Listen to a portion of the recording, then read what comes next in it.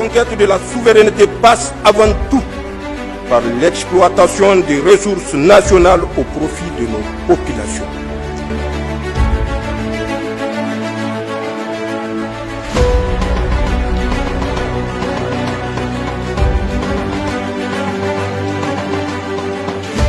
Et comme annoncé, le Conseil des ministres s'est réuni ce jour, mardi 31 décembre 2024, dans la salle habituelle de délibération, sous la présidence du général de brigade Abdraman Tiani, président du Conseil national pour la sauvegarde de la patrie, chef de l'État, président du Conseil des ministres. Les conclusions avec Abari Amiti. Merci Nadia. Au titre du ministère de l'économie et des finances, le Conseil des ministres a adopté le projet d'ordonnance portant loi de finances pour l'année budgétaire 2025, équilibré en ressources et en charges à 3033,33 milliards de francs CFA contre 2913,06 milliards de francs CFA en 2024, soit une hausse de 4,13%. Le budget 2025 s'inscrit dans un contexte marqué au plan international par les conséquences négatives de la guerre en Ukraine et les effets résiduels de la pandémie de la Covid-19.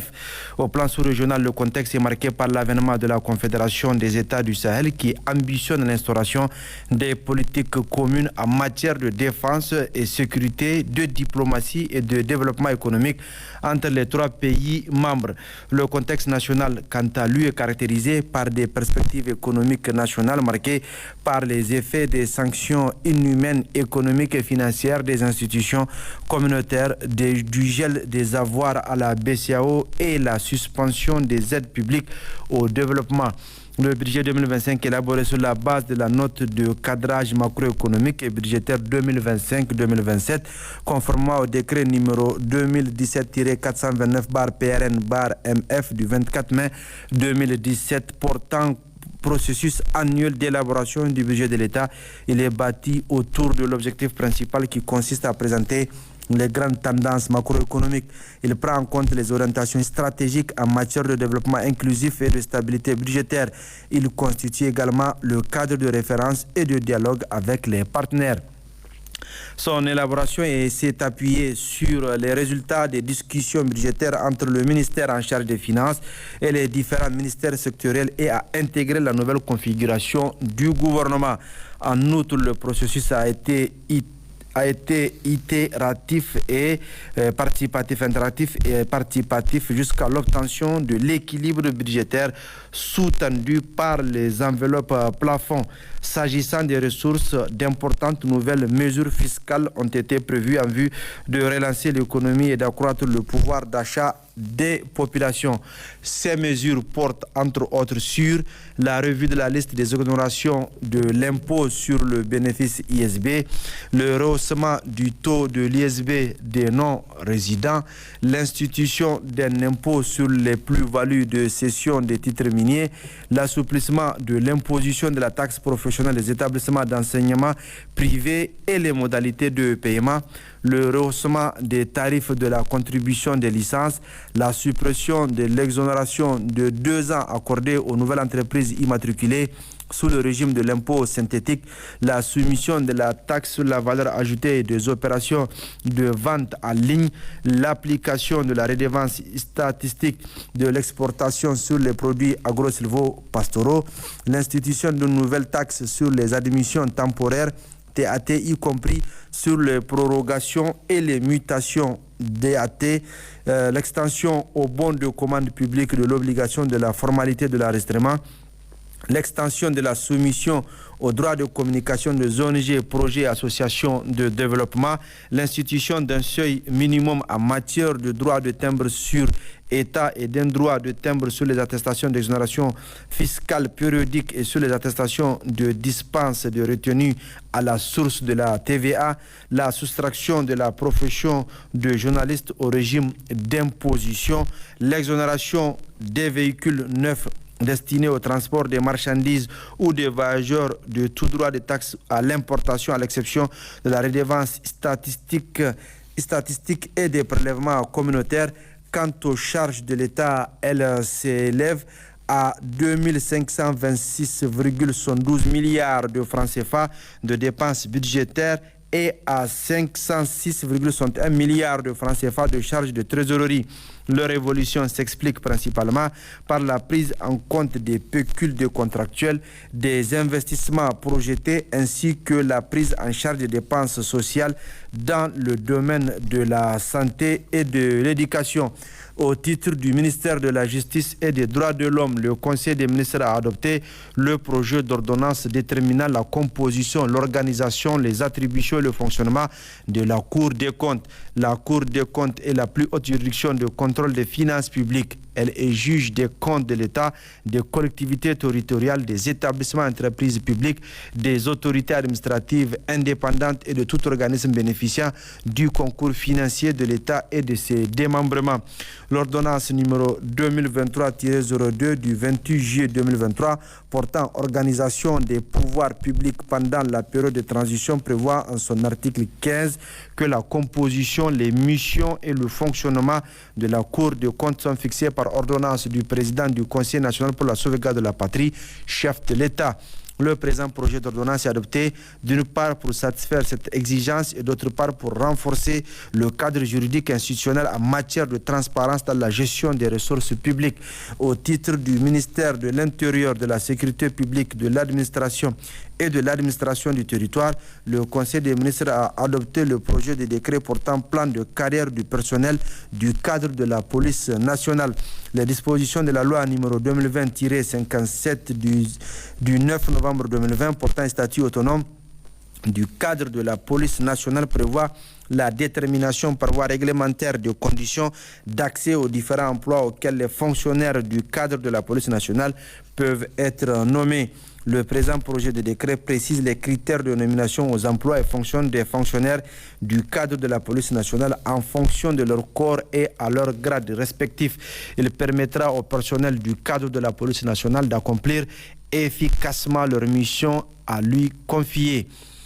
Au titre du ministère de la Santé publique, de la Population et des Affaires sociales, le Conseil des ministres a adopté le projet de décret réglementant le don, le prélèvement, la transplantation d'organes et les greffes de tissus humains. Le don, le prélèvement, la transplantation d'organes et les greffes de tissus humains constituent une opération permettant de remplacer un organe défaillant par un autre plus performant. Au Niger, la demande en transplantation d'organes et en greffe de tissus humains s'accroît de manière assez significative. C'est pourquoi le présent projet de décret initié afin de permettre aux structures sanitaires hospitalières de disposer d'un cadre juridique permettant la réalisation de cette opération.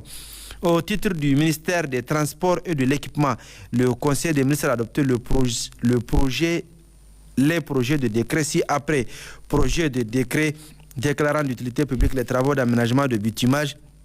et de réhabilitation des voiries urbaines dans la ville de Niamey et les sites d'extraction des matériaux nécessaires à la réalisation des travaux. Dans le cadre de la mise en œuvre du programme de modernisation des villes, il est prévu la réalisation des travaux d'aménagement de bitumage de réhabilitation des voies urbaines dans la ville de Niamey. La construction de ces voies contribuera à améliorer la mobilité dans la ville de Niamey et permettra notamment de fluidifier la circulation dans la ville de Niamey et d'accroître la sécurité des usagers. Cependant, la réalisation de ces travaux va entraîner l'empiètement sur des propriétés privées, voire des démolitions d'immeubles dans la traversée des arrondissements communaux concernés par les travaux afin de dégager l'emprise des voies et respecter les normes de construction en la matière. Le présent projet de décret a pour objet de déclarer d'utilité publique les travaux de réalisation de ces voies urbaines en vue d'engager la procédure d'expropriation conformément à la législation en vigueur. Projet de décret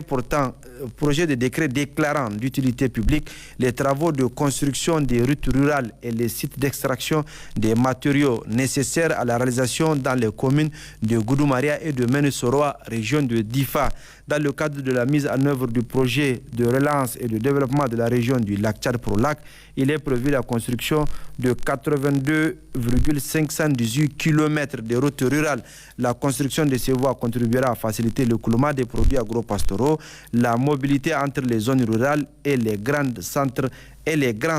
et à améliorer le cadre et les conditions de vie des populations. Cependant, la réalisation de ces travaux va entraîner l'empiètement sur des propriétés privées dans la traversée des localités concernées afin de dégager l'emprise des routes et respecter les normes de construction en la matière. Le présent projet de décret a pour objet de déclarer d'utilité publique les travaux de construction de ces routes rurales en vue d'engager la procédure d'expropriation conformément à la législation en vigueur. Projet de décret portant acte de cessibilité des propriétés expropriées dans le cadre des travaux d'aménagement et de bitumage de la route Filengue-Tawa, section Sanam-Tawa. Les travaux d'aménagement et de bitumage de la route Filengue-Tawa et ses bretelles ont été déclarés d'utilité publique suivant décret numéro 2012-073/PRN ME du 6 mars 2012. Ces travaux de construction des routes vont affecter des propriétés privées avec, dans certains cas, des démolitions d'immeubles bâtis dans la traversée de certains villages des communes rurales de Sanam, de Tebaram, de Bambay et de la ville de Tawa. Le présent projet de décret a pour objet de rendre cessibles au profit de l'État les propriétés impactées par les dits travaux en vue de leur expropriation conformément à la législation en vigueur. Projet de décret portant acte de cessibilité de propriété à exproprier dans le cadre des travaux de construction de la route de contournement du barrage de Kandaji RN1W, section Gabou-Ayoru sur 40,2 km. Les travaux de construction de la route de contournement du barrage de Kandaji RN1W, section Gabou-Ayoru sur 40,2 km, ont été déclarés d'utilité publique suivant décret numéro 2017-763/PRN/MEQ/MF du 29 septembre 2017. Ces travaux vont affecter des propriétés privées avec, dans certains cas, des démolitions d'immeubles bâtis dans la traversée de certains villages de communes rurales de Dessa, de Bibirgou et d'Ayoru. Le présent projet de décret a pour objet de rendre cessibles au profit de l'État les propriétés impactées par les dits travaux en vue de leur expropriation conformément à la législation en vigueur. Au titre du ministère de l'Hydraulique, de l'Assainissement et de l'Environnement,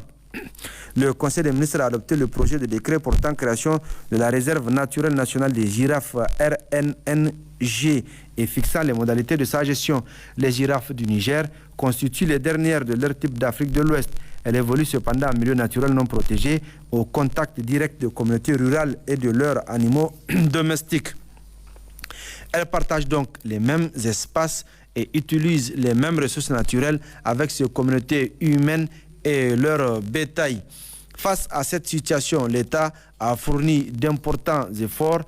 de protection et de conservation des girafes. Cependant, les modalités actuelles de gestion des girafes et des terroirs concernés ont montré leurs limites, confrontant celles-ci à la perte drastique de leur habitat suite à une déforestation intense engendrée notamment par les effets du changement climatique. Cet état de fait contraint les girafes à aller à la quête de nouvelles terres, les exposant davantage à des risques sanitaires occasionnant des dégâts aux cultures, créant des conflits avec les communautés humaines. Il s'agit de concilier les besoins des populations, notamment les agriculteurs, avec la suivi des girafes. Le présent projet de décret a donc pour objet de doter l'espace de peuplement des girafes d'un statut juridique et d'outils de gestion appropriés à travers la création de la réserve naturelle nationale de girafes RNNG. Au titre du ministère de l'Enseignement supérieur, de la Recherche et de l'Innovation technologique, le Conseil des ministres a adopté le projet de décret portant approbation des statuts de l'Université virtuelle du Niger, UVN. L'Université virtuelle du Niger est un établissement public à caractère scientifique, culturel et technique créé par décret numéro 2022-879/PRN/MES/R du 10 novembre 2022. Il poursuit une mission de service public de développement des programmes et des projets d'enseignement et de formation à distance dans le cadre de la formation initiale, de la formation continue et de la formation professionnelle supérieure. Le présent projet de décret, pris conformément aux dispositions du décret numéro 2021-924-PRN-MF du 1er novembre 2021, fixant la tutelle, l'organisation, le contrôle et les modalités de fonctionnement des établissements publics, a pour objet d'approuver les statuts de l'UVN afin de lui permettre de disposer d'un cadre juridique lui permettant d'accomplir efficacement ses missions. Communication. Le Conseil des ministres a entendu plusieurs communications. Une communication du ministre directeur de cabinet du président du Conseil national pour la sauvegarde de la patrie relative à l'avenant au contrat de construction de la ligne électrique double entre Kandadi, Niamey et du poste d'arrivée associé. Une communication du Premier ministre relative au marché des travaux de réhabilitation des pistes rurales dans la région de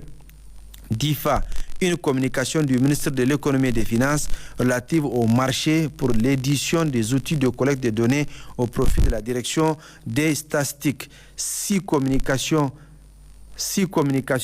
ministre des Transports et de l'équipement relatif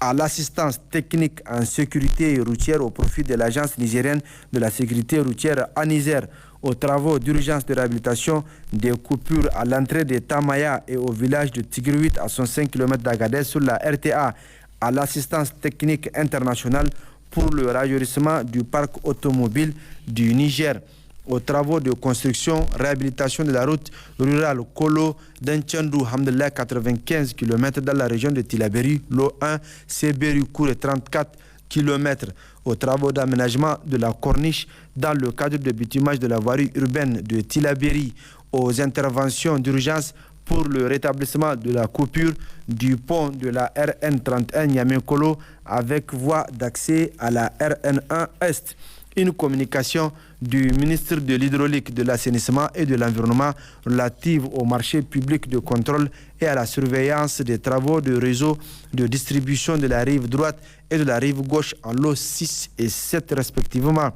Une communication du ministre du Pétrole relative au marché de recrutement d'un cabinet pour réaliser l'audit de la gestion de la société de raffinerie de Zender Soraz. Toutes ces communications sont faites à titre d'information conformément aux dispositions de l'arrêté numéro 018-PM-ARCOP du 18 janvier 2023 fixant le seuil dans le cadre de la passation des marchés publics qui dispose en son article 13 alinéa 1er que tout achat public dont le montant est égal ou supérieur à 300 millions de francs CFA hors taxe sur la valeur ajoutée doit faire l'objet d'une communication préalable en Conseil des ministres de la part du ministre en charge du secteur concerné. L'ordre du jour étant épuisé, son Excellence, Monsieur le Président du Conseil national pour la sauvegarde. La conquête de la souveraineté passe avant tout par l'exploitation des ressources nationales au profit de nos populations.